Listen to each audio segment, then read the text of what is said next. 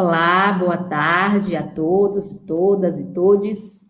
Eu sou Cláudia Conrado, sou defensora pública de Bom Jesus da Lapa.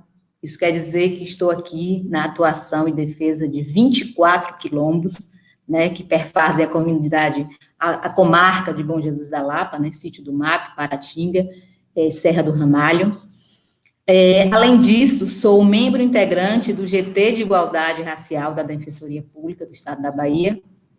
E hoje peço inicialmente, né, licença à ancestralidade para que poder conduzir essa mesa, um tema tão importante, né, que nós vamos tratar agora na mesa 4 da violação de direitos humanos impostos às comunidades tradicionais no atual contexto político do Brasil.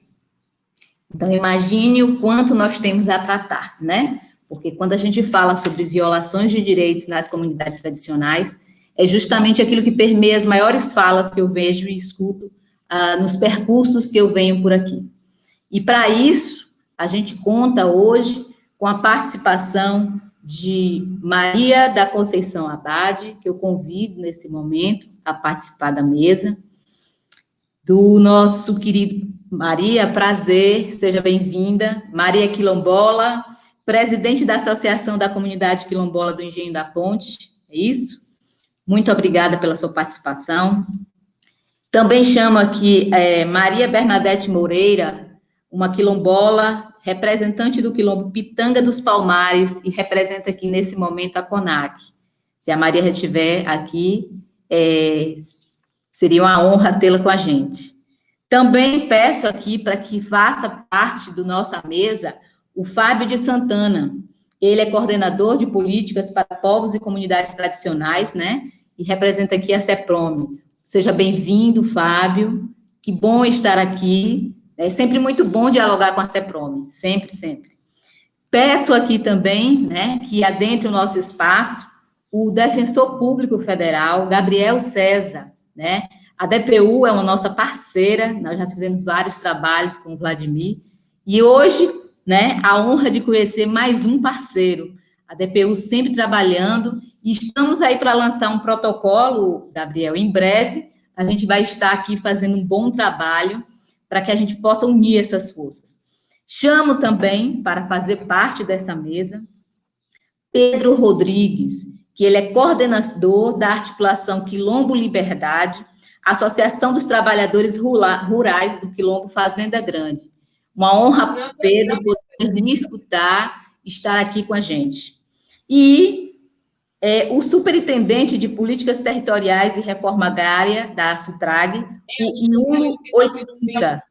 Que bom que você está aqui representando a Secretaria de Desenvolvimento Rural. Também, né, uma instituição extremamente importante quando a gente fala sobre as violações de direitos nessas comunidades tradicionais. E, nesse momento, aqui a minha atuação na Defensoria de Bom Jesus da Lapa, eu aprendi um monte, né? Eu tenho muito pouco tempo de defensoria, estou fazendo 2 anos de defensoria, mas eu vim e aprender aqui com as comunidades quilombolas em Bom Jesus da Lapa. E uma das coisas que a gente aprende quando eu cheguei nesse espaço é justamente a questão da escuta. Então, por conta disso, eu faço questão de ouvir primeiro aqueles que têm a maior responsabilidade na fala, quando se trata de falar das violações.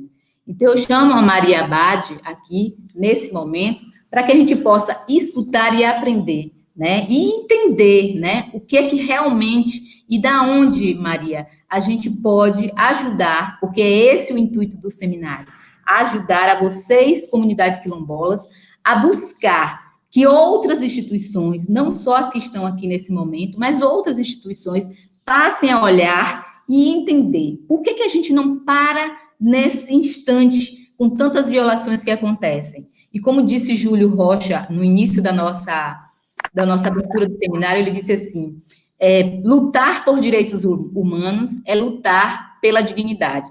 Então, eu lhe passo a palavra e fico grata pela sua presença.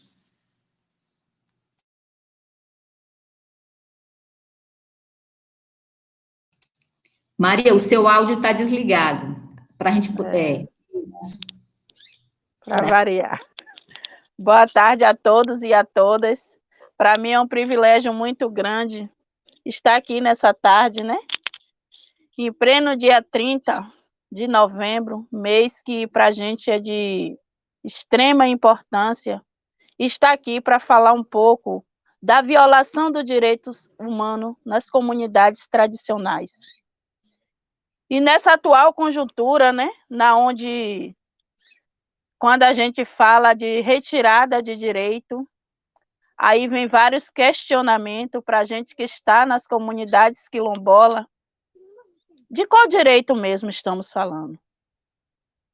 Porque para as comunidades quilombolas e para mim, enquanto mulher preta, sempre a gente teve que lutar por direito. Então, para mim, de antemão, eu agradeço, né, a Defensoria Pública do Estado, em nome da nossa defensora Sirlene, que ano passado, em suas andanças, esteve aqui. E ao estar aqui, a gente teve um breve bate-papo e foi daí que ajudou a construir a ideia desse seminário.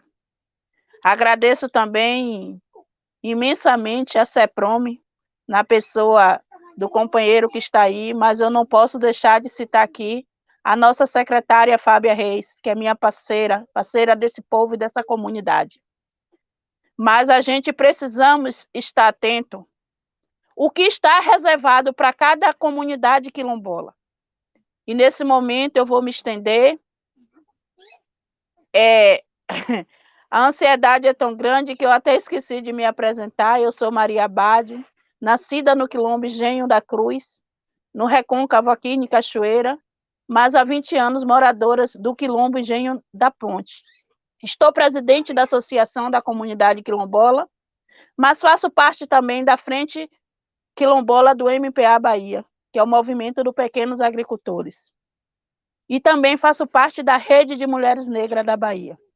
Esse é meu lugar de fala, é deste lugar que agora a gente se inicia um diálogo para falar um pouco desse contexto político atual e falar um pouco daquilo, né, que a gente chama de perda de direito, que a gente chama um pouco dos impactos que as comunidades vêm sofrendo. Impactos esse que, no mês de abril ainda, quando a gente visualizava que essa pandemia vinha e não era por brincadeira, que ela não vinha simplesmente por passagem, por a gente ter um histórico de uma pandemia em 1630 aqui nessa comunidade, onde dizimou metade dessa comunidade.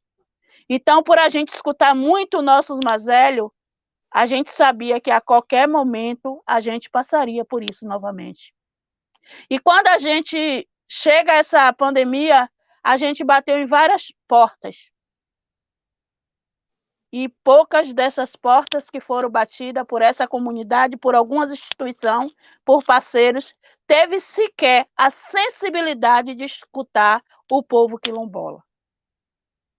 A gente falar de retirada de direito e de impacto é a gente falar que a comunidade quilombola, há 5 anos, em parceria aí, muito grande com a CEPROME, vem buscando tirar as casas de taipa que aqui ainda está. E hoje a gente consegue, através da secretária Fábia Reis, que veio aqui, se sensibilizou e foi ver a política pública onde estava. Já existente no papel, mas na prática para esse povo ainda não. E aí hoje a gente tem vários entraves. A gente vai falar um pouco do que é chegar seu filho ir para a escola e ele ser o último da fila para merendar.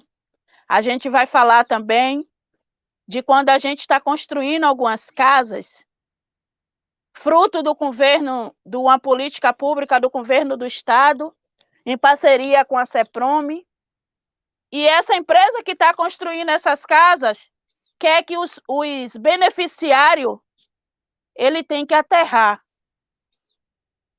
Ele tem que dar condições para o povo trabalhar, uma vez que ele está sendo pago para isso. Aí a gente vai a um contexto ao avesso. Será que quando se constrói uma casa no centro de Cachoeira, mesmo ainda que seja habitação rural, Minha Casa Minha Vida, Será que é o mesmo tratamento que está dando a esse povo? Só porque somos nós que estamos aqui na ponta, é o povo esquecido, que a gente ainda chega para a gente e diz, ó, se não for assim, se vocês já esperaram 500 anos, vai esperar mais 10. Então, para se dialogar nesse momento, a gente precisa estar falando da água que não chega.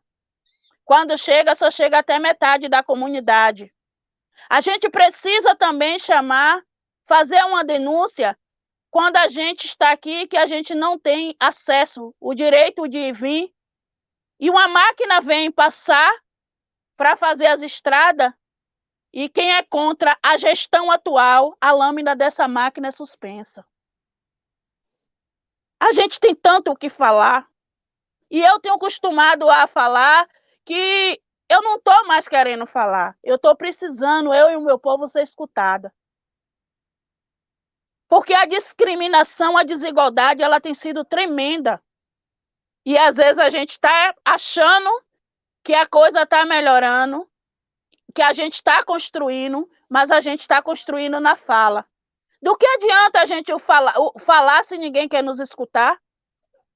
E quem nos escuta não ouve o nosso clamor. Então, nesse momento, esse espaço para mim é de extrema importância, muito importante para cada um de nós. E aqui, né, de minha sala, na frente do meu aparelho de celular, vocês estão vendo eu, uma mulher preta, cansada, mas junto de mim aqui tem 48 famílias. E nesse momento, queria eu que vocês pudessem estar escutando e vendo. Eu lembro que um dia eu disse, olha, eu não quero mais falar, eu quero que vocês vejam. E foi isso que posicionou algumas visitas aqui nesse território. Isso que posicionou quando a gente está trabalhando em uma escola quilombola e por pura perversidade se tira a equipe que está lá trabalhando e bota uma pessoa para ser uma coordenadora pedagógica que não tem um ensino fundamental. Então, que direito a gente está falando? O direito que, se você vota em mim, se você reza por minha cartilha, as coisas vão acontecer mais ou menos. O direito que você tem que ficar calado para você chegar, para você e seu povo, algumas migalhas. A gente está falando aqui é de conquista. A gente precisa falar que, para eu estar aqui agora falando, muitos dos meus, das minhas tombaram. A gente está abolindo em coisas que ela é profunda, é a nossa ancestralidade. A gente está abolindo em coisas que é muito sagrado para o povo preto e quilombola. E a gente não pode se permitir a gente continuar no merasmo, na mesma coisa. A gente precisamos, e nesse momento, né, eu peço aqui os órgãos que estão aí. Eu sei que meu recado vai chegar à minha secretária, Fábia Reis. Eu sei que a Defensoria Pública está atenta a isso. A gente precisamos de afetividade. Quando eu estou falando de afetividade, eu estou falando que as coisas aconteçam e sejam executadas para nós. Quando a gente tem vários ofícios, que a gente dizia lá atrás, a Fundação Cultural Palmares, ao Ministério da Mulher, ao Ministério da Agricultura, isso em abril ainda, quando se tinha algumas coisas, que a gente precisava assistir esse povo. E logo em seguida, só de minha família, foram 7 que testou com Covid-19. E por pura perversidade, eu fui posta nas redes sociais como eu fui a pessoa que contaminei a comunidade. Por perseguição, por perversidade, mas com o intuito de desconstruir e calar minha voz. Então, nesse momento, minha gratidão mesmo, minha gratidão por estar aqui com vocês, minha gratidão pela Defensoria Pública estar abrindo esse canal de diálogo para nós, que possamos não estar só ligado nesse momento, né? Através desse seminário, que essa aliança, que esse diálogo, ele continue na prática, porque a gente não quer mais ser ouvida, a gente precisa ser escutada. Eu também não concordo com um espaço de poder, a gente precisa estar no espaço de decisão. E a Defensoria Pública, para mim, é um espaço importante de decisão do povo preto. Muito obrigada.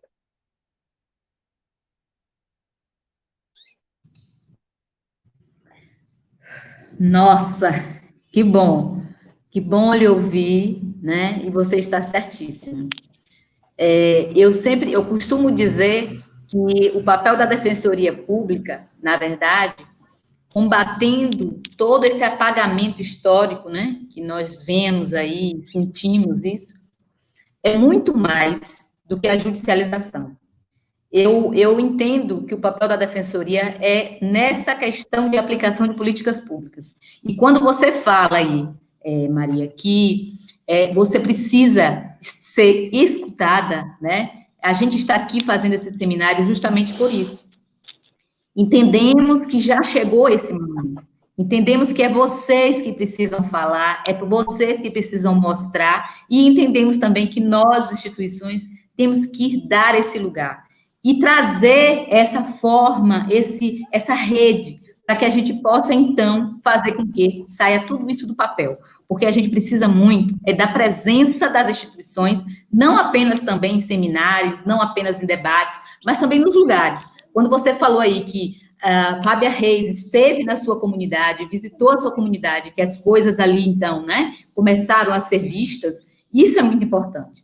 Então, por conta disso, eu peço aqui nesse momento que o nosso querido Pedro Rodrigues nos abrilhante aqui com a sua fala e faça a sua representação justamente também colocando aqui, nesse espaço, essas demandas das quais a gente trata aqui sobre violações de direitos. Seja bem-vindo, Pedro.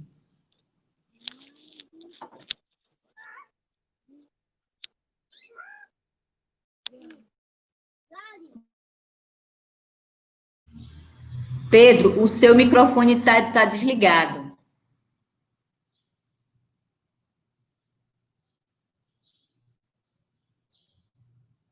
Consegue ligar esse microfone para que a gente possa lhe escutar?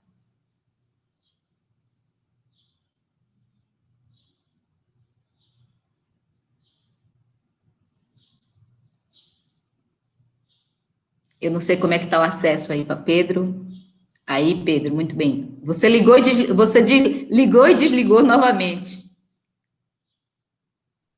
Aí, tá ótimo. Pode Agora falar. sim, ok. Ok, boa tarde a todos, doutora Cláudia, e os demais, as Marias, são muito importantes. É um prazer estar aqui com vocês hoje.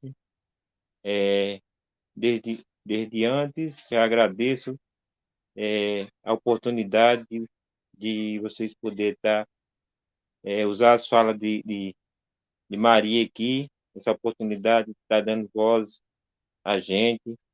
Isso já começa uma luz no fundo do túnel, porque a gente já ser ouvido, isso já é muito importante. Então, eu vou me apresentar, meu nome é Pedro Rodrigues de Oliveira, eu estou presidente da Associação dos Trabalhadores e Pescadores Rurais Quilombola, Quilombo Fazenda Grande, de Muquém do São Francisco, aqui mesmo na Bahia, e também sou coordenador, um dos coordenadores da Articulação Quilombo Liberdade, que é composta se não me engano, 7 ou 12 associações, composto aqui por 3 municípios, Barra do Rio Grande, Muquém de São Francisco e Votirama. Então, doutora, e quando ela fala dos direitos negados, eu não sou diferente. Eu acho que toda comunidade quilombola tem sofrido na pele a mesma coisa um ao outro. Por isso, a gente solidariza uma comunidade com a outra. É, eu, eu tenho 50 anos, meu pai, o pai do meu pai, nasceu e se criou nessa comunidade.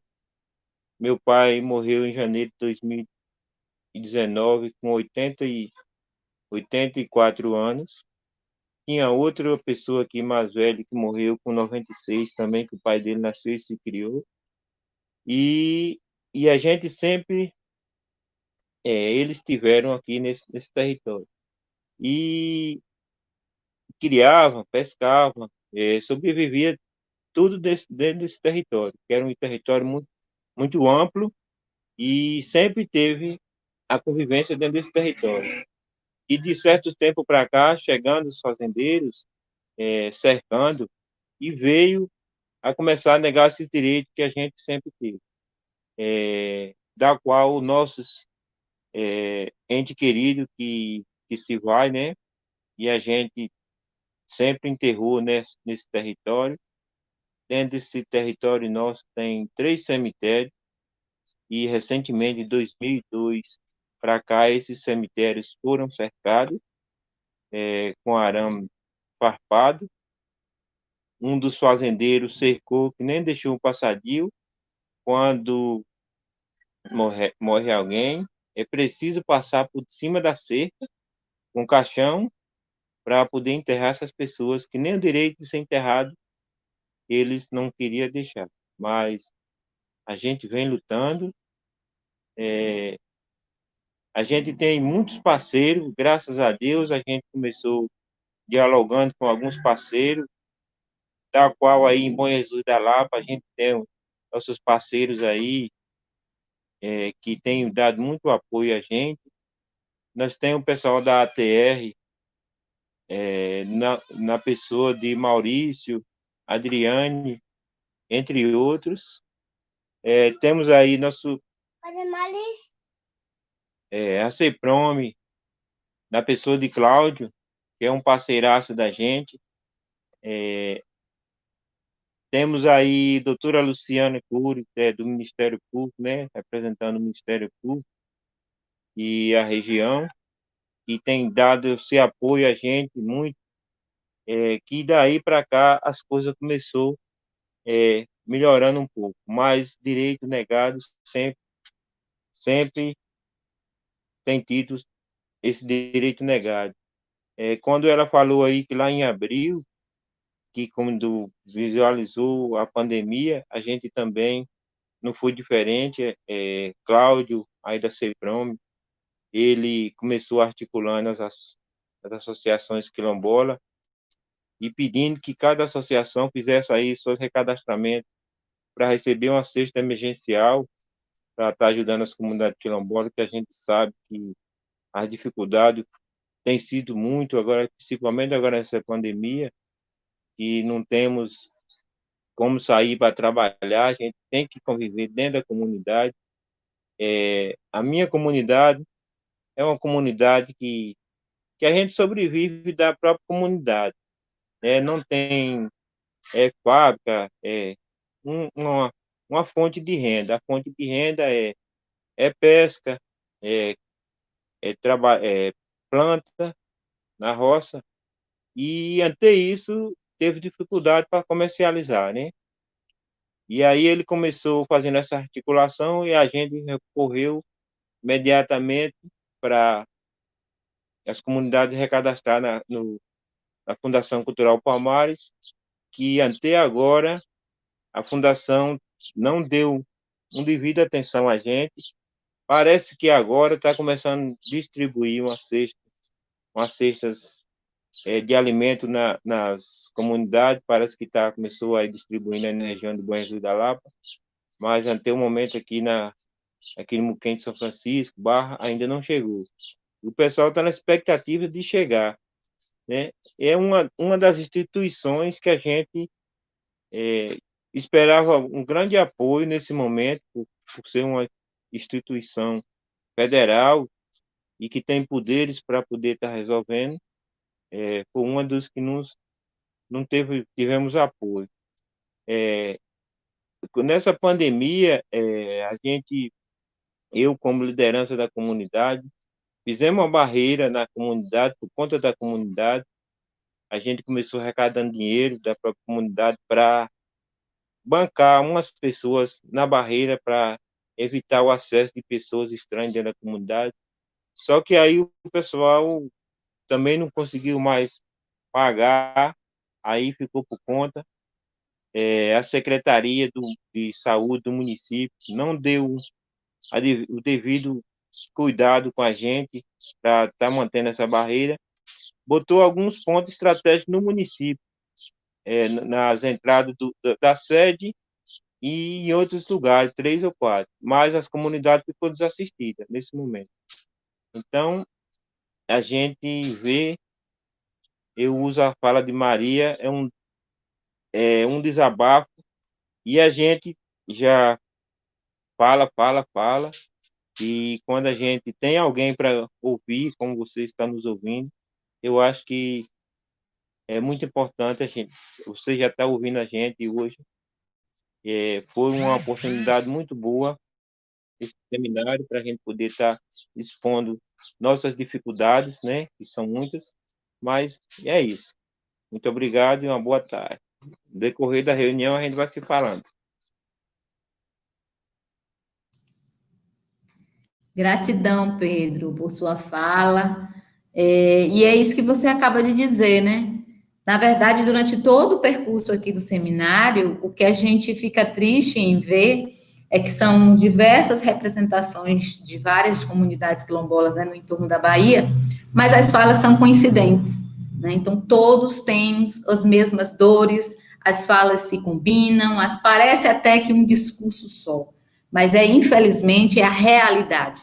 Essa é a realidade dos povos tradicionais. Então, essa é realmente uma dor, né, que a gente sente por vocês, por esse espaço, mas a intenção é essa, que a gente faça desses espaços de debate um espaço também de luta, né? Esse é o momento de se falar e de trazer também os encaminhamentos, que a gente tem como intenção essa, né? Esses encaminhamentos que serão feitos ao final desse seminário, né? E esse será o primeiro de muitos seminários, então a oportunidade de fala, de escuta, vai acontecendo, tá? E nesse momento, né, eu costumo ser um pouco provocativa, os colegas falam isso, então eu queria agora, né, já que a Maria Bernadette, eu acho que não entrou ainda, não sei se ela teve algum problema com acesso, então eu sou um pouco na provocação mesmo, da gente ouvir as instituições que aqui estão, né? E aí eu começo querendo chamar vocês, né, instituições aqui presentes, numa pergunta já. Eu me lanço nessa pergunta, porque é o meu entrave aqui em Bom Jesus da Lapa. Primeiro é a questão do que vocês acham, né, sobre a questão da territorialidade, que por que tão difícil esse reconhecimento, né? E segundo é o fato de que a gente está aí na porta de um decreto, né, um decreto estadual, vou até pescar aqui o número dele, 19.157, que foi publicado agora em 6 de agosto de 2019, né?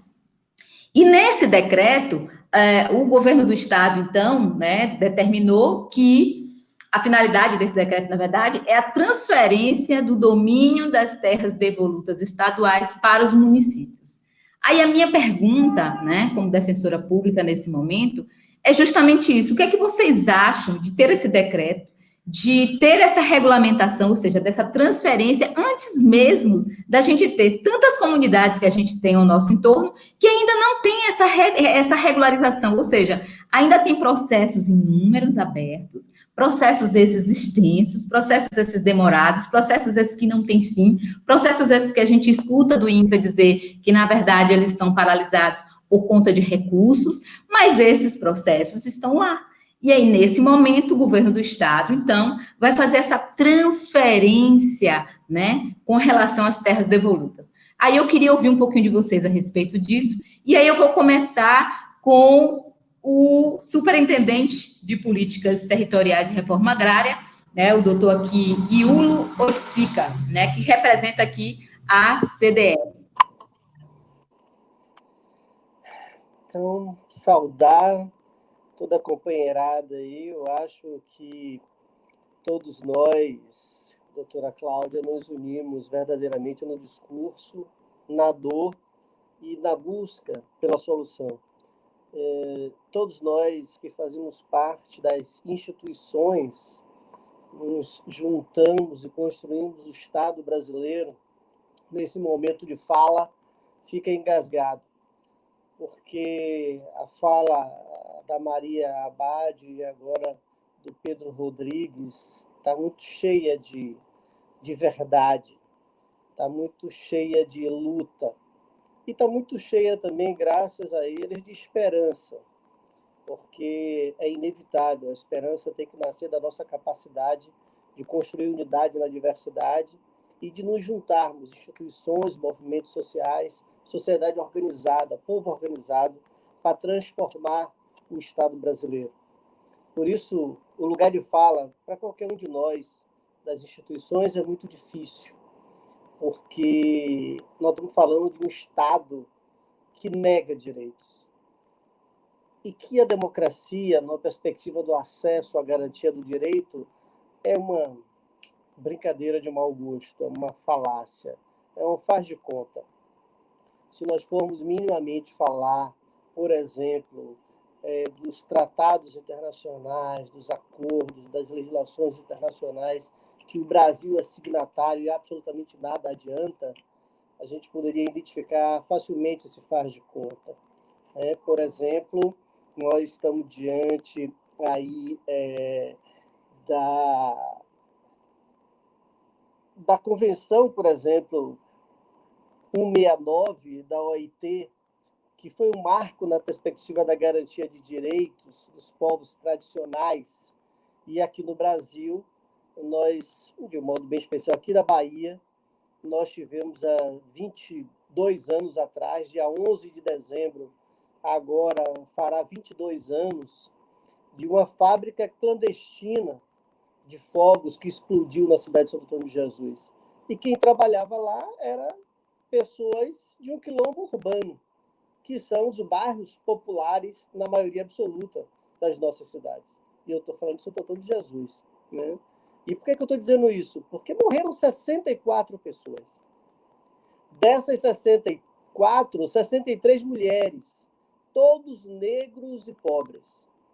Todos os processos em curso, seja ação civil pública, seja o processo trabalhista, o processo criminal, absolutamente nenhum com julgamento do mérito. Nenhum transitado e julgado. E a Corte Interamericana de Direitos Humanos, depois da segunda audiência, uma em Washington e a outra agora na América Central, condenou o Brasil.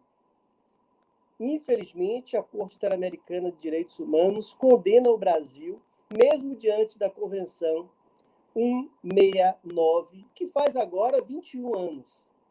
Ou seja, somos um Estado do faz de conta.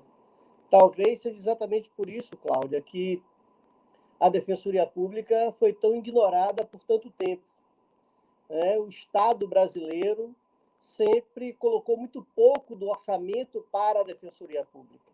E aí eu quero aproveitar para parabenizar não só a Sirlene, Dr. Rafson, mas toda a Defensoria Pública do Estado da Bahia, de um modo bem especial. Porque essa tem no sacrifício o hercúleo extraordinário, admirável e digno de muitos elogios, feito uma parcela extremamente importante na perspectiva do acesso à justiça, da garantia ao direito.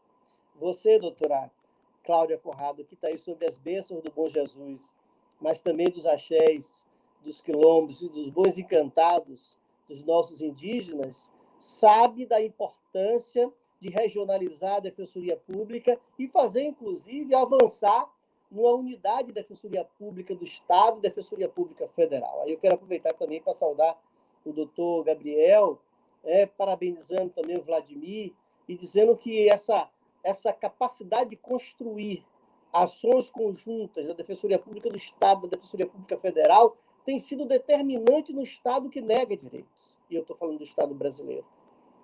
Agora, mais uma vez, nós tivemos o mesmo diante de uma recomendação do STF de que não fosse determinada nenhuma liminar de reintegração de posse em tempo de pandemia, e aí o doutor Gabriel sabe do que eu estou dizendo, nós tivemos no extremo sul da Bahia um juiz federal de Eunápolis garantindo reintegração de posse, é uma escola de aviação dentro de uma aldeia indígena, Pataxó.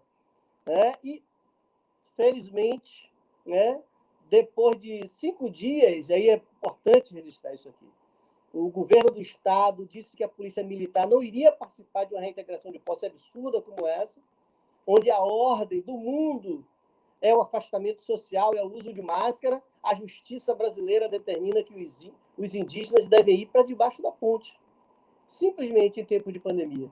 E no 5º dia, dado pelo juiz, para que fossem desocupadas as terras, vale lembrar, o juiz da reintegração de posse, que nunca provou posse, negando assim a posse dos índios a uma escola de pilotos de aviação. No 5º dia, se é verdade que a Polícia Militar não apareceu lá, apareceu o delegado da Polícia Federal, apareceu o oficial de justiça e algumas dezenas de policiais federais armados com metralhadora. E conversava com os índios e dizia: estamos aqui com decisão judicial e vamos cumprir a reintegração.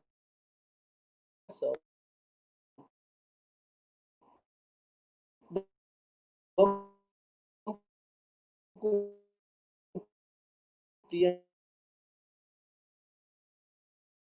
E aí, felizmente, a Organização dos Índios, a solidariedade é dessa forma que a sociedade organizada tem que enfrentar o Estado brasileiro, né, no peito. E aí, obviamente, que eles recuaram por conta da resistência indígena, e no final do dia conseguimos mais 7 dias de prazo, e aí a ação da Defensoria Pública do Estado e a ação da Defensoria Pública Federal foi determinante para que exatamente no 7º dia, às 10h30 da noite, sob uma lua cheia, portanto a presença dos encantados, uma juíza federal conseguisse derrubar essa reintegração de posse. Esse é o Estado brasileiro. Esse é o Estado brasileiro. Portanto, quando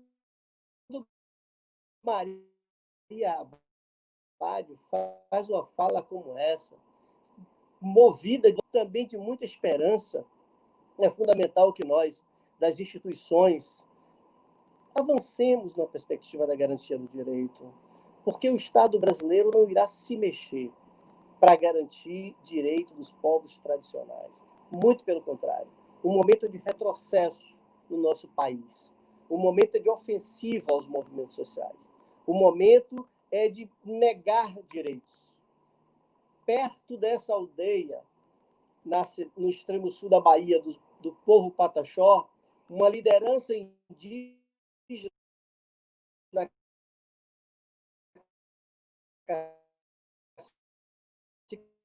emergiu uma urna funerária na Monte, às margens do rio Jequitinhonha, uma aldeia, volto a dizer, Tupinambá. Os encantados fizeram emergir uma urna funerária que, segundo estudos preliminares da Universidade Federal da Bahia, tem mais de 400 anos. Portanto, o Estado brasileiro nega aos povos originários o território. Nega da forma mais cínica, da forma mais cretina, da forma mais vergonhosa. No Rui Barbosa seria muito mais. Quando ele fala do direito tardio, da justiça tardia, que ela não tem absolutamente nada a ver com justiça, ela é injustiça. E é exatamente o que acontece nesse momento, mais do que nunca.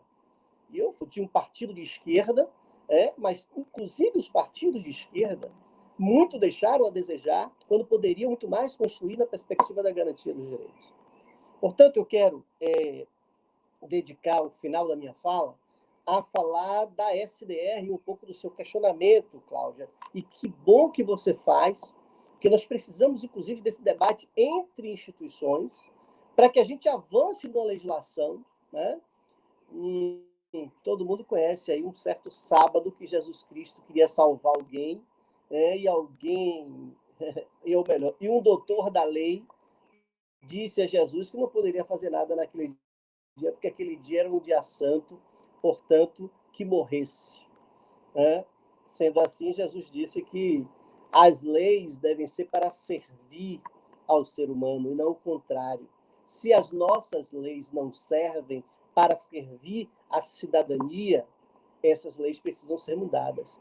Portanto, é fundamental essa participação nossa na perspectiva de construir, inclusive, novas legislações. A SDR, a secretaria que eu faço parte, a Secretaria de Desenvolvimento Rural, ela foi criada pelo governador Rui Costa. Por que o governador a criou há 5 anos atrás, logo que ele assume o governo? Ele criou porque a Secretaria de Agricultura do governo do estado, a SEAGRE, inevitavelmente, ela era engolida pelos grandes do campo. O agronegócio, os poderosos do campo, acabavam engolindo a Secretaria de Agricultura, engolindo o seu orçamento. E os povos tradicionais, indígenas, quilombolas,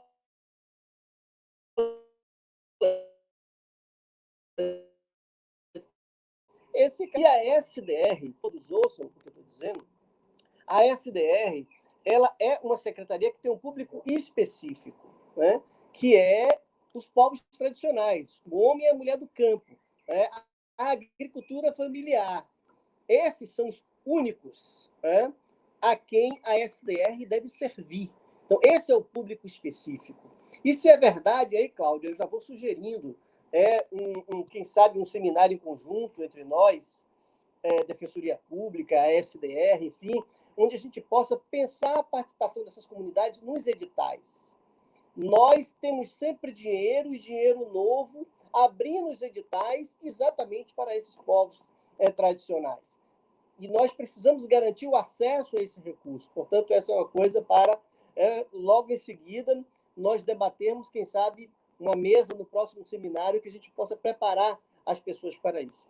Uma das coisas que nós identificamos no primeiro momento a chegar aqui na SDR foi exatamente os conflitos no campo. Segundo o IBGE, a Bahia é o 3º estado que mais tem conflitos no campo.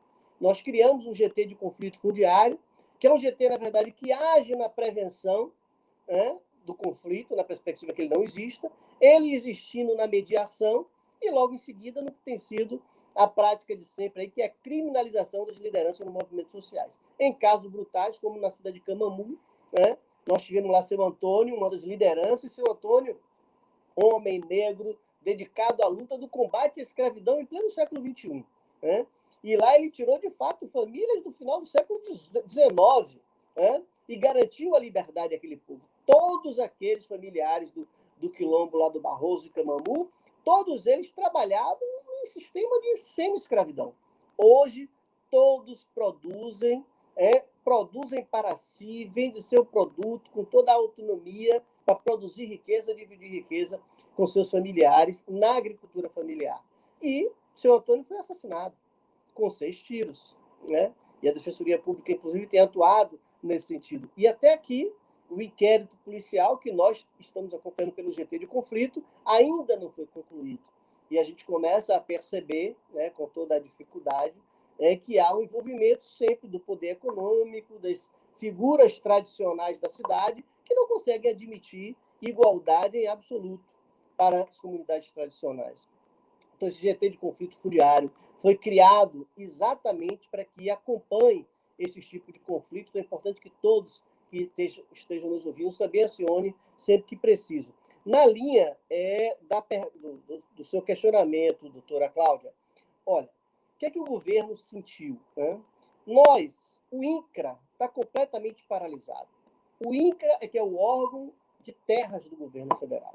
Então, ele não faz absolutamente nada. Então, o governo do estado avançou, já no final do governo Jacques Wagner e o início do governo Rui Costa, numa perspectiva de uma legislação nova que garantisse a legalização para fundo de pasto, que é uma forma de produção muito nossa, não existe em outro lugar, se a senhora conhece, mas certamente deve conhecer, que é a criação de animais em territórios abertos, que é essa cultura da produção dos animais em liberdade, que é uma coisa, volto a dizer, muito nossa, mas que não tinha legislação nenhuma. Então, o governo avançou nesse sentido. Depois, se quiser, eu posso detalhar mais. A questão de trazer as prefeituras é uma legislação que está conosco, porque ela é na CDA, que é o órgão de terra do governo do estado, que é de dentro da SDR, e que tem feito esse trabalho com muito cuidado, para que a autonomia, né, que exista, ela não seja assumida de forma absoluta pela prefeitura. Então, a prefeitura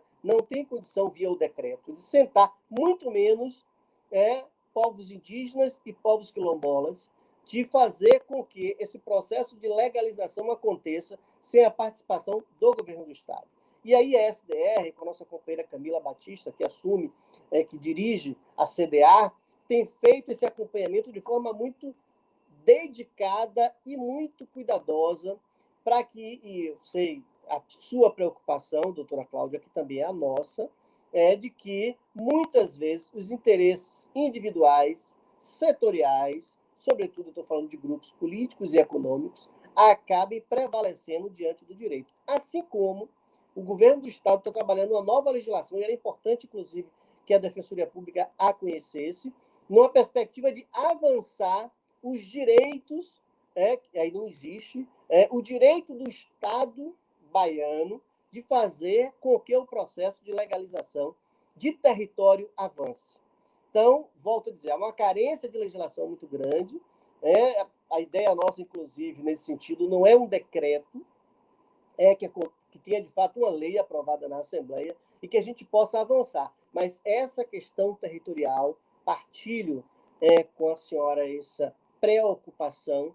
Acho que nós devemos trilhar numa perspectiva de debater a exaustão antes, inclusive, desses decretos e leis sejam aprovados. Foi o caso, inclusive, do decreto, com a série de audiências, reuniões, etc. Mas é preciso avançar cada vez mais nesse sentido. Então, podemos aprofundar, podemos, inclusive, marcar uma conversa. Eu acho que seria interessante, doutora Cláudia, uma conversa com a Defensoria Pública, com a participação da CEPROM, com a participação nossa da SDR, para a gente discutir esse decreto. Acho que a Defensoria Pública precisa, inclusive, se apropriar numa perspectiva questionadora, como a senhora bem colocou, porque acho que a gente precisa avançar nesse sentido. Portanto, eu quero concluir a minha fala parabenizando a Defensoria Pública, aí, através da ouvidoria. A ouvidoria, Dr. Rafson, tem sido aí uma referência para todos nós no avanço da Defensoria Pública no nosso Estado, e até em tempo de pandemia, doutora Cláudia, sei aí do seu extraordinário esforço junto com o nosso comandante aí da Defensoria Pública de fazer com que o desafio da regionalização aconteça. E olha que você está aí em Bom Jesus, né, cercada de desafios gigantescos, as margens do São Francisco com falta de água, a dificuldade da agricultura familiar, esse processo dos quilombos. Portanto, eu quero, mais uma vez, e sei que tem muitos rezando por você, doutora Cláudia, que os santos, encantos e axés te proteja para que a Defensoria Pública consiga também aí fazer esse trabalho extraordinário que tem feito em toda a Bahia e que eu quero sempre reverenciar, porque é extremamente admirável. Eu conheço o orçamento da Defensoria Pública do Estado, sei que ele cresceu muito nos últimos anos, mas também sei que está muito aquém da necessidade da população do nosso Estado, que tanto precisa de mais defensoras, de mais defensores. E aí, alguns falam que eu sou tiete da Defensoria Pública, e eu faço questão de dizer que sou mesmo. Que bom que seja. Eu lhe agradeço imensamente pela fala, pela compreensão, né? E pelo olhar também, né? Que isso é muito importante. Extremamente importante a gente sempre contar com instituições onde as pessoas estejam nas instituições com o seu dever, né? Observando exatamente o que deve ser observado. E para que a gente possa, então, continuar um pouco esse bate-papo, eu convido agora para falar um pouquinho com a gente o nosso companheiro aí, né? O Defensor Público Federal, Gabriel César, representando aí DPU que é parceira da Defensoria Pública aqui. Nós estamos realmente muito intrinsecamente ligados, né? E agradeço já de antemão aí a sua presença. A fala é sua. Obrigado, Cláudia. Já estamos agora, né, chegando de noite agora aí, então boa noite a todas e todos. Eu me chamo Gabriel César. Desde 2010 eu atuo como defensor público, inicialmente na Defensoria do Espírito Santo, e desde dezembro de 2012, vou fazer agora 8 anos de Defensoria Pública da União, e desde setembro de 2020 eu assumi como substituto do ofício regional, né, auxiliando o Dr. Vladimir, que é o titular, que vocês já citaram aí, que faz um trabalho realmente belíssimo, que é desse lugar hoje, né, de defensor público substituto de direitos humanos, que eu fui hoje convidado para falar um pouco para vocês, para trazer um pouco dessa experiência, embora, né, seja uma atuação curta, né, do ponto de vista da temporalidade, né, foram apenas 3 meses, mas tem sido muito intensa, né, o que já sinaliza que há uma grande quantidade, né, de demanda dessas, né, de violações de direitos, não só das comunidades tradicionais, mas indígenas e outros grupos também mais vulneráveis, né, politicamente falando. Então, primeiramente, eu queria agradecer, né, o convite, Sirlene Assis, e que para a gente, sempre que eu falo nesses eventos, eu fico com uma invejinha, assim, da ouvidoria, porque a gente na DPU não tem esse suporte, né, essa possibilidade dessa escuta, então, muitas vezes, até na qualidade de defensor de direitos humanos, a gente tem que fazer um pouco, né, dessa escuta, mas seria muito importante que a gente tivesse a nossa própria ouvidoria. Desde 2011, que nós temos uma resolução, né, regulamentando a questão, ela foi melhorada depois em 2012, mas que até o momento a gente não tem a ouvidoria, né? Então, parabenizar também o defensor-geral Rafael Simenez, que eu considero um grande amigo, um grande trabalho aí na Defensoria Geral, e dizer que, para mim, é sempre uma alegria aqui falar na Defensoria Pública do Estado, grande parceira, como Cláudia falou. Eu me sinto sempre em casa, tenho amigos defensores estaduais, Camila Berenguer, Maria Tereza, Diana Caldas, Bruno Moura, todos realmente incríveis, e eu mando um abraço aqui para todos eles, e para todas elas. E dizer que quase eu fui também, viu, defensor estadual, Cláudio, fui aprovado no concurso, mas, em circunstâncias da vida, acabei permanecendo na DPU. Mas, então, a nossa parceria, realmente, ela é muito intrínseca mesmo, e é sempre muito bom com essa parceria. Eu queria também ressaltar a importância, né, desse evento, sobretudo depois de um mês, né, da conjuntura que era tão difícil, né, não só pela pandemia, né, que de certa forma ainda nos mantém um pouco afastados, né, algumas coisas já retomaram, mas a gente ainda permanece mais cuidadosos, mais isolados, mas também pelo contexto político atual, né, que foi muito marcado por algumas manifestações de racismo, né, e atos lamentáveis. Teve né, o assassinato brutal de João Alberto em Porto Alegre, a nota de repúdio dos juízes e juízas de Pernambuco, né, que foi uma fala também, assim, acho que muito infeliz, e as falas negacionistas, né, do presidente e vice-presidente da República, que disseram que não existe racismo, né. Então a gente está aqui hoje fazendo esse debate, e é muito importante, porque ainda hoje, né, a gente tem uma liderança, né, política, 2 lideranças políticas, né, o presidente com falas ainda, né, a essa altura do campeonato, negando que exista um racismo, né. Então, assim, eu queria, né, como eu disse, parafrasear Macota Valdina, na frase que está sendo usada pelo Festival de Cachoeira Doc, e aí aproveitar e fazer uma propaganda aqui do festival, que esse ano vai ser online, e dizer que a Macota fala, nessa fala que está sendo no festival, que nesses momentos, né, a gente tem que atuar como água. E a água ela vai pingando, pingando, pingando, pingando, e quando você vê, está tudo alagado. Né? Então, é um pouco disso que a gente está tentando fazer hoje aqui, e, né, colocando um pouco de água aí nesses lugares, para a gente poder alagar. Nada também contra quem utiliza do fogo, e tem, né, determinados momentos que também é importante utilizar do fogo, mas acho que nesse momento também é importante a gente atuar com a água.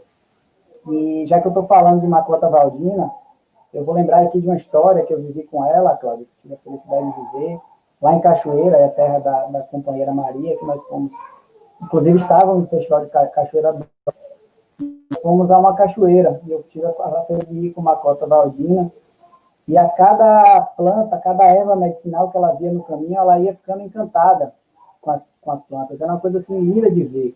E num primeiro momento, assim, até eu ficava olhando, assim, aquele tanto para mim era mato, né, sem entender muito bem porque ela ficava com aquela alegria. e só depois que eu pude compreender a beleza daquele momento, né? De como ela se encantava com folha, com cada erva medicinal, que na minha ignorância ali, aquilo né, eu olhava e via um monte de mato, né? Então, eu acho que isso ajuda a explicar um pouco, né, dessa sua pergunta de por que é tão difícil reconhecer essa territorialidade, né? A gente, dentro da nossa perspectiva branca, né, do poder judiciário burguês, enfim, ignorante, né, dessas tradições, dessa ancestralidade, ele desconhece completamente esses valores, né? Então, acho que se a gente tivesse um pouco desse conhecimento mais difundido, talvez essas pessoas que atuam, né, nesses órgãos tivessem mais sensibilidade para reconhecer, né, essa territorialidade. E aí falando, obviamente, só do ponto de vista do judiciário, mas existem outras questões. Eu vou tentar ser breve, tá? São muitas coisas para falar, apesar de, né, já ter sido dito muita coisa, mas o meu objetivo vai ser explicar um pouco desse papel, né, da Defensoria Pública da União, perspectiva mais prática.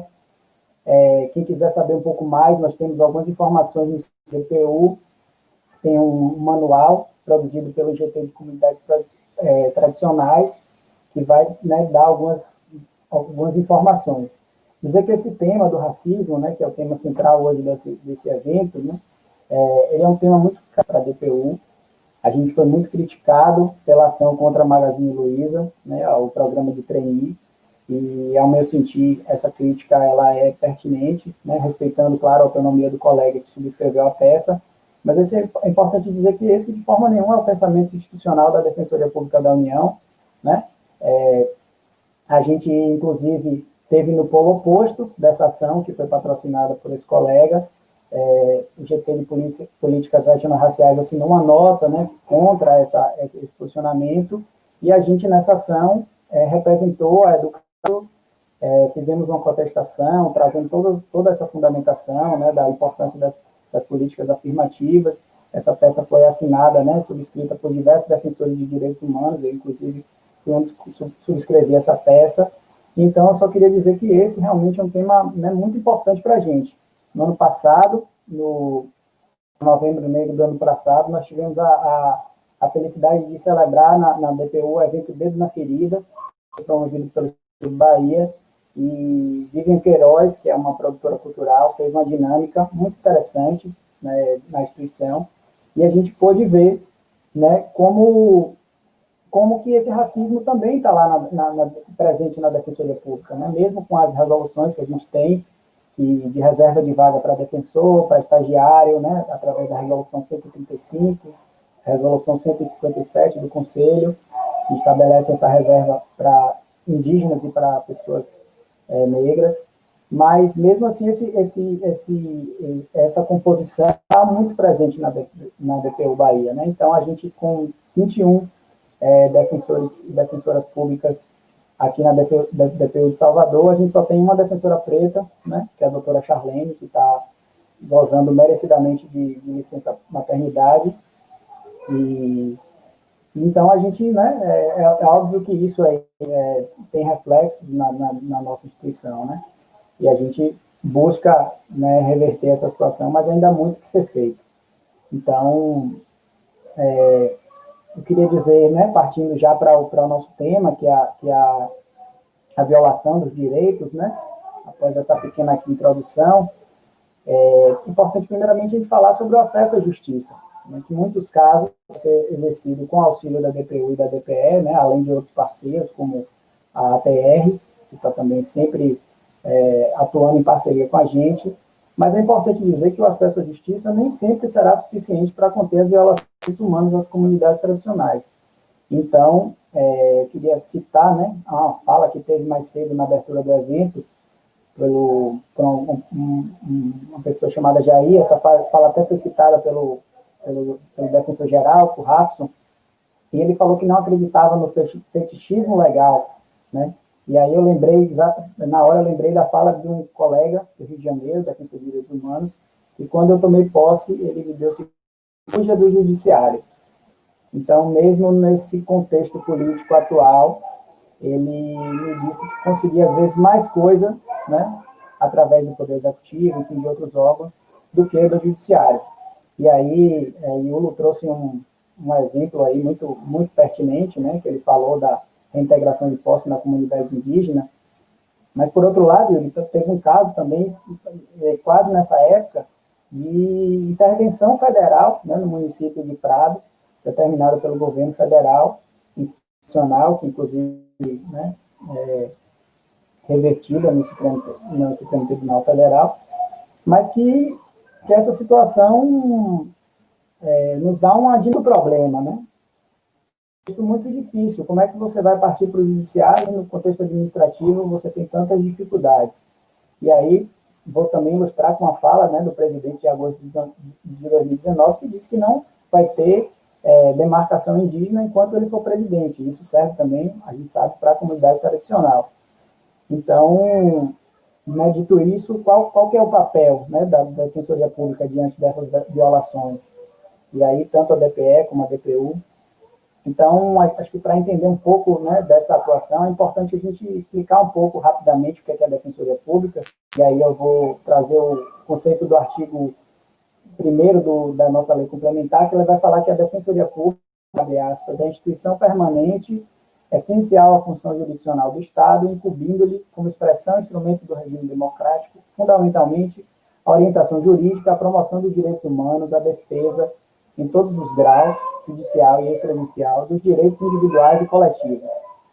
Então, desse ponto a gente vai, né, tirar várias pistas, né, sobre essas possibilidades da DPU, da Defensoria Estadual, de atuar, né, a orientação jurídica, né, que aí inclui também a difusão de conhecimento, né, isso que a gente está tendo uma forma aqui nesse seminário, a promoção de humanos, a defesa judicial e extrajudicial, né, e os direitos individuais e coletivos. Então, com base nesse conceito aí, né, o artigo 4º da Lei Complementar 80 vai definir um pouco as funções da Defensoria Pública, né, prestar orientação jurídica, promover a solução, prioritariamente a solução extrajudicial dos litígios, enfim, representar aos sistemas internacionais de proteção dos direitos humanos, postulando perante seus órgãos, né, e eu também falou aqui de uma atuação que teve perante a Corte Internacional, então é um recurso também interessante para a gente utilizar muitas vezes quando o contexto, né, não é favorável.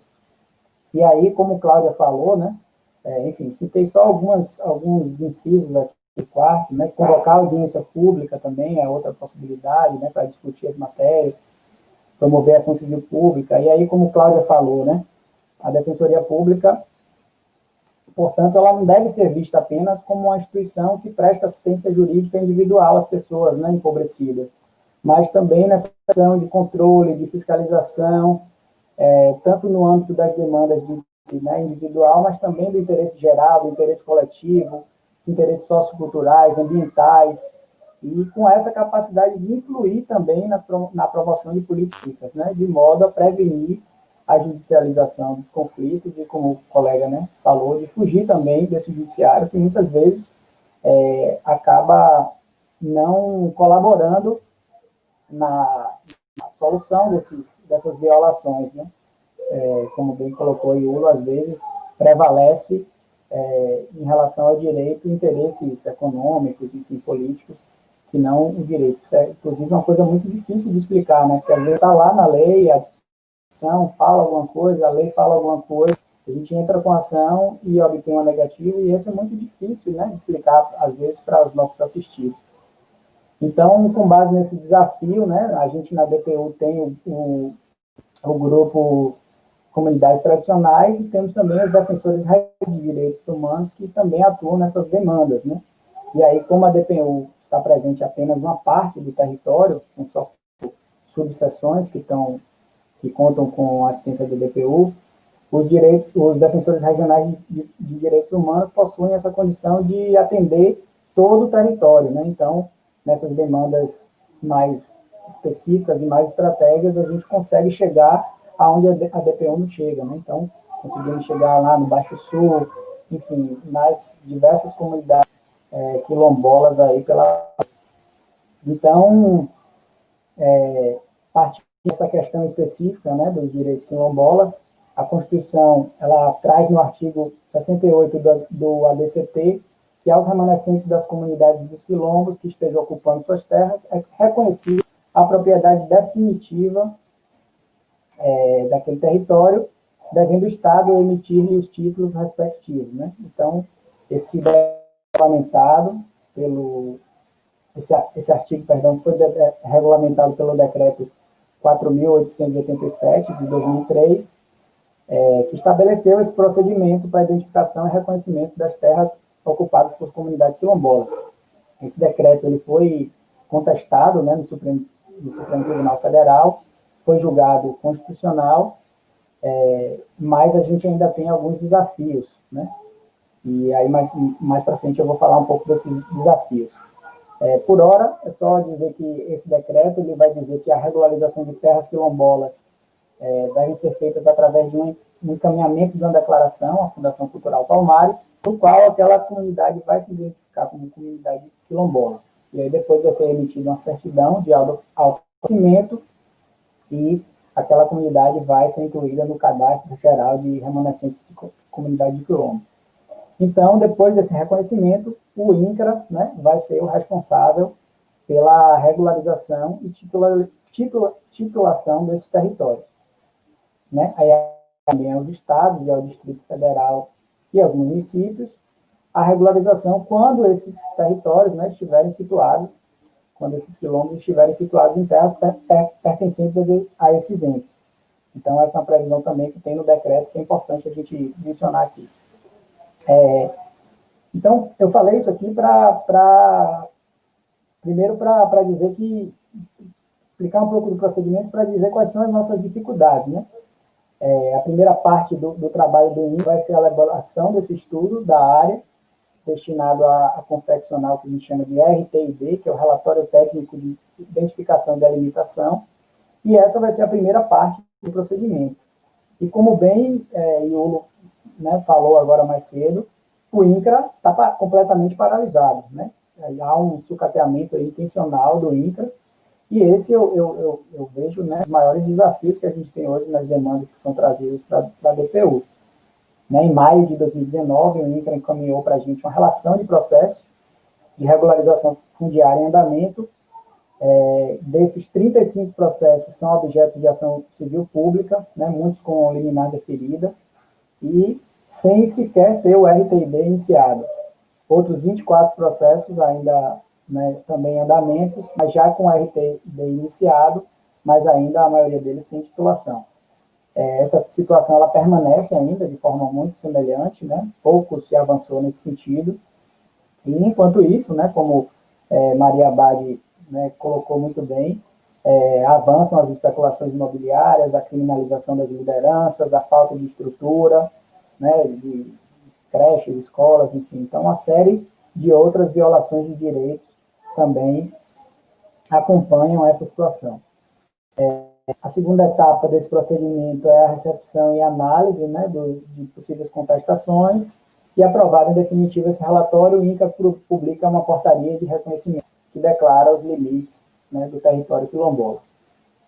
Então, esse processo vai para a fase seguinte, né, que é a retirada das pessoas que ocupam a área ilegalmente, e mediante desapropriação ou pagamento de indenização, e a demarcação do território. Então, muito poucas comunidades hoje, sobre o nosso processo aqui, estão ainda, chegaram nesse ponto, por conta justamente dessa dificuldade que a gente falou, dessa situação do INCRA, né? Então, já me encaminhando aqui para o final, tenho só mais alguns minutos aqui, é importante mencionar um desafio que a gente tem grande de derrubar definitivamente o parecer normativo vinculante número 1 da AGU, né, que foi suspenso cautelarmente pelo STF, mas que ainda vai ser julgado, né, no recurso extraordinário com repercussão geral, e é a tese do marco temporal, né? É importante também a gente ter isso em mente, que é importante derrubar essa tese, né? Essa tese surgiu no STF, no da Raposa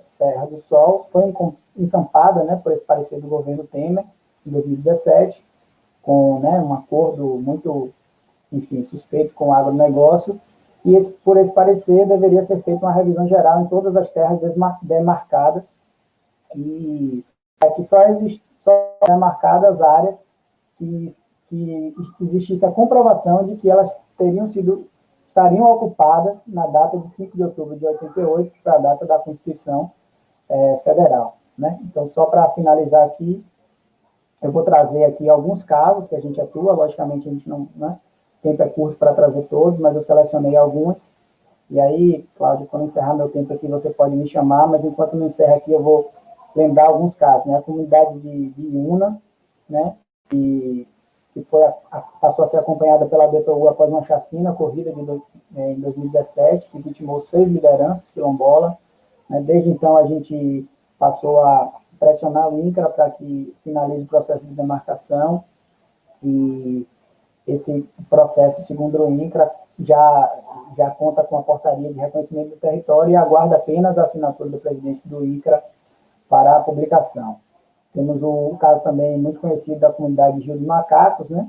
Em 2014, né, diante de um acirrado conflito com a Marinha, a DPU e a MPF entraram com ação civil pública, objetivando a conclusão, né, do procedimento administrativo.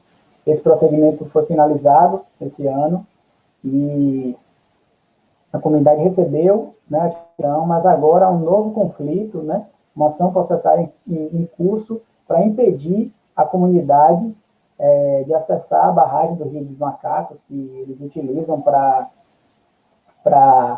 né, atividades de subsistência, atividades religiosas, enfim.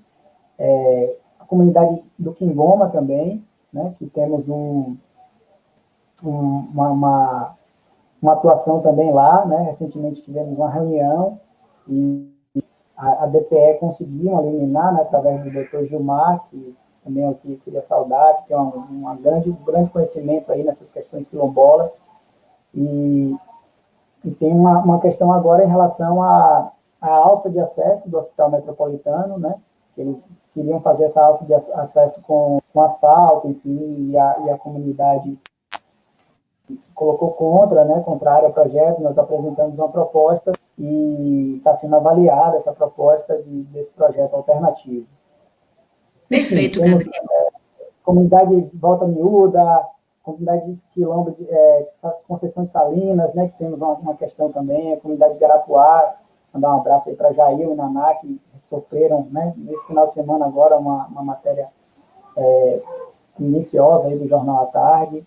Enfim, esse é o nosso desafio, tá, Cláudio? Eu queria agradecer, reafirmar o nosso compromisso na defesa né, dessas violações, dizer que a gente também sofre, né, com esse contexto político, né, esse teto de gastos, esse aumento de demandas, e como o Iulo falou, né, o Estado sempre ignorou a Defensoria Pública, né, e também contar com o apoio de vocês para a gente poder também se fortalecer junto, né, a gente poder se fortalecer e continuar atuando, né, do lado dessas comunidades tradicionais.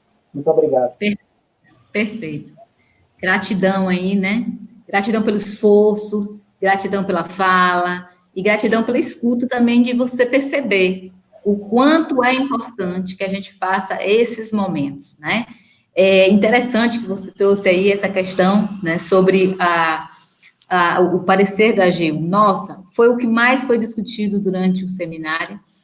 A questão da nota do Jornal à Tarde também, a gente já tinha feito esse comentário aqui, um absurdo. Situações como essa não podem mais acontecer, né? Mas, infelizmente, em pleno século XXI, nós estamos aí, vivenciando isso, sentindo isso, né? E agora eu quero muito, muito ouvir a CEPROM. Que bom, o Fábio teve um probleminha aí com a internet, mas está aí de volta, não é isso, Fábio? Já está com a gente? Ah, já, estou vendo aqui agora. Então, Fábio de Santana, coordenador das políticas para os povos e comunidades tradicionais, representando a CEPROM. Seja muito bem-vindo e contribua aqui nesse momento, nesse espaço. Seja bem-vindo. Boa noite a todas e a todos. Inicialmente, eu quero agradecer e parabenizar a Defensoria Pública do Estado por essa iniciativa tão vital para a nossa democracia. Defensoria Pública, que é uma parceira da CEPROM, né? A Defensoria compõe a rede de combate ao racismo e à intolerância religiosa do Estado da Bahia, está dentro do sistema de promoção da igualdade racial do Estado da Bahia. Então, deixar aqui nosso abraço afetuoso da nossa secretária, Fábia Reis, para o defensor geral, doutor Rafson, para a ouvidora Sirlene, para a senhora doutora Cláudia Conrado, prazer, uma honra conhecê-la, né? Espero que eu possa encontrá-la em algumas atividades em campo, já estive muito aí em Bom Jesus da Lapa, né? Visitando comunidades quilombolas. Eu sou o Fábio de Santana, na verdade eu sou assessor técnico da coordenação, estou assessor técnico da coordenação de política para povos e comunidades tradicionais.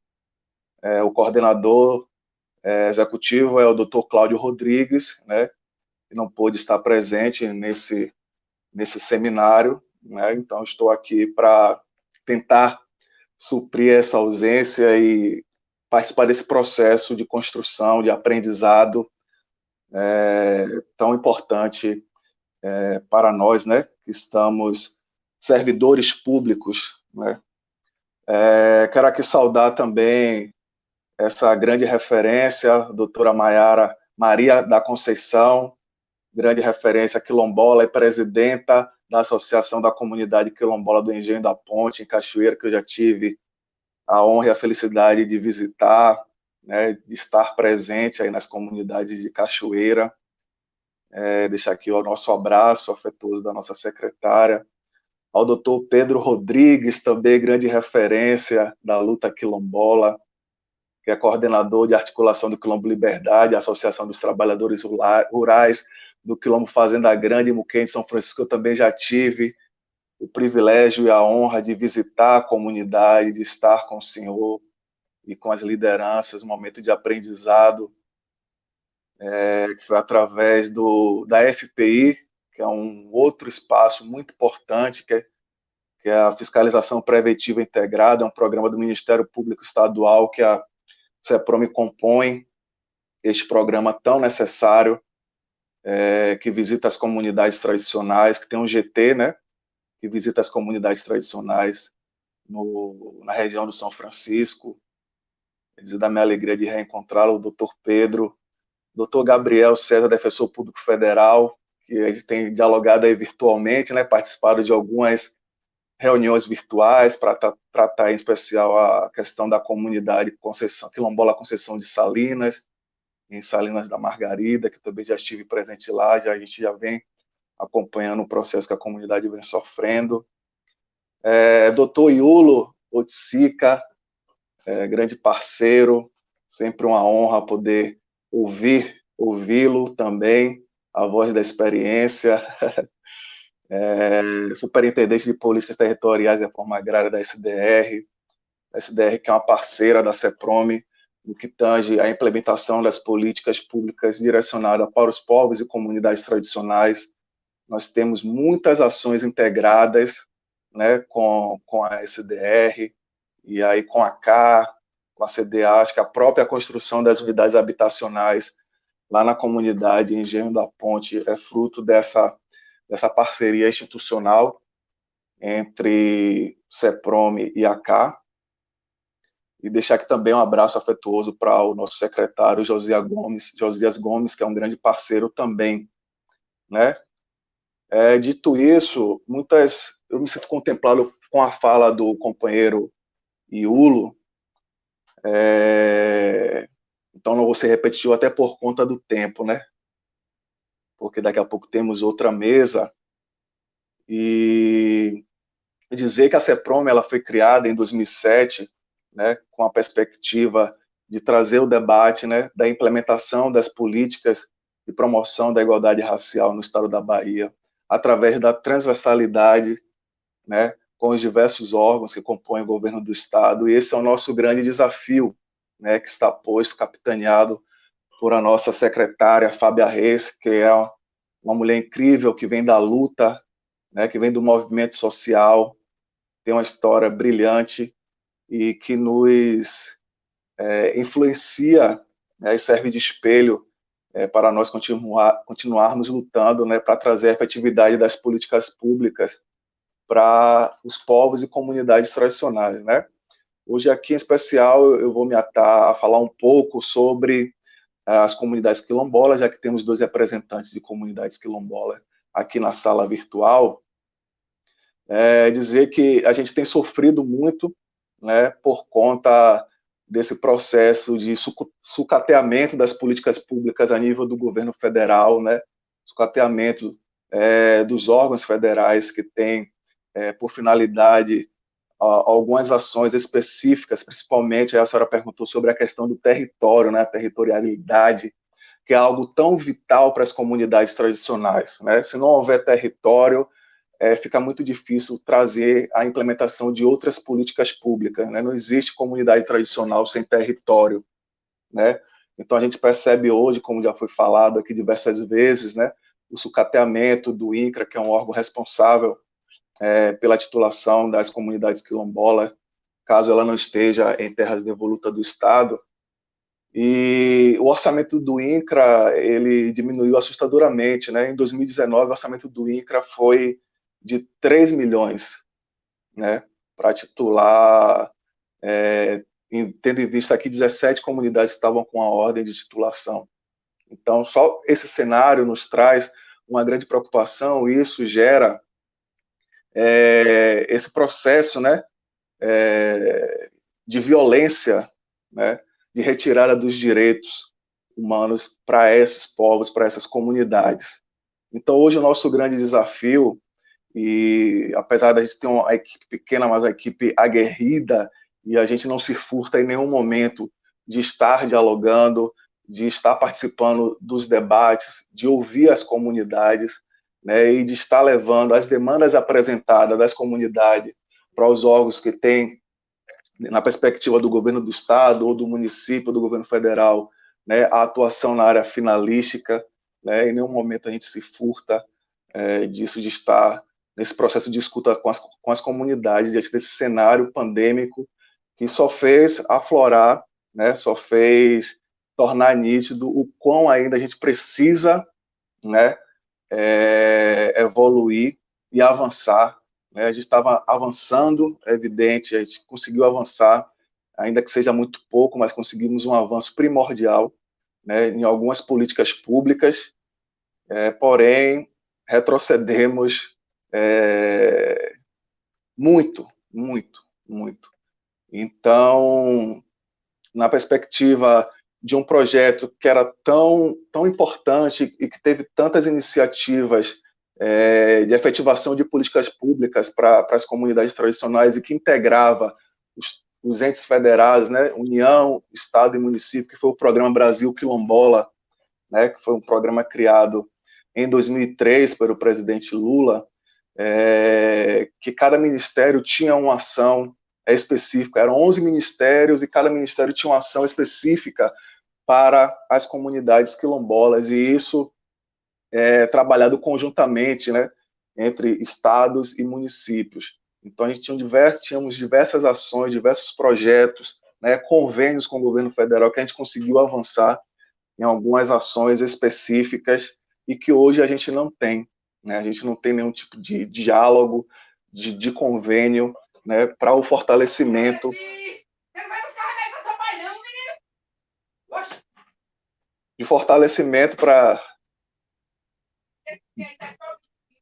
dessas políticas, né?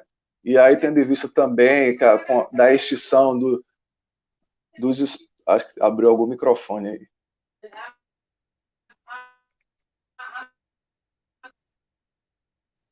Alô, estão me ouvindo?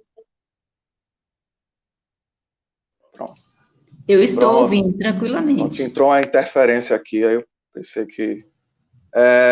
tendo em vista também os espaços que são importantes e vitais para a sociedade civil, fazer um monitoramento dessas políticas a nível federal também, foram extintos, né? Aí nós temos um grande conselho que era importante, é importante, que é o Conselho Nacional dos Povos e Comunidades Tradicionais, que foi extinto, que era um importante espaço de debate, que era um importante espaço de diálogo, né, para a efetivação dessas políticas. No entanto, nós aqui no Estado, mesmo diante dessa pandemia, né, continuamos com os nossos diálogos com a Comissão Estadual de Política para Comunidades Tradicionais, né, acolhendo as demandas dos movimentos, né, dos 10 segmentos de povos e comunidades tradicionais que são reconhecidos aqui no estado da Bahia, né. O esforço da CEPROM e do governo do estado, nós lançamos o nosso edital, né, diante dessa pandemia, o edital da CEPROM no valor de 1.200.000, né, que viabilizou 32 propostas, né, com foco central no fortalecimento econômico, né, das comunidades tradicionais, práticas empreendedoras, nesse contexto da pandemia, e que esses projetos estão sendo executados agora, né? Então, é um cenário tenebroso, né? Mas que, ao mesmo tempo, nos dá força para continuarmos aqui cumprindo com o nosso papel, né? O papel da CEPROM, que é exatamente esse papel da articulação, da implementação das políticas públicas e, ao mesmo tempo, diálogo, a garantia dos direitos das comunidades tradicionais aqui no nosso estado. Para finalizar, que eu acho que o tempo já está estourado, eu queria citar aqui também que houve... Tem 3 minutinhos. Quantos? Você 3. 3 minutinhos. Seria também citar um importante avanço, né, que seria bacana também se tivesse um representante da CDA para trazer números mais concretos, que conseguimos avançar na titulação de comunidades quilombolas aqui, na emissão de títulos de comunidades quilombolas aqui no estado da Bahia, né, conseguimos um avanço primordial nesse processo.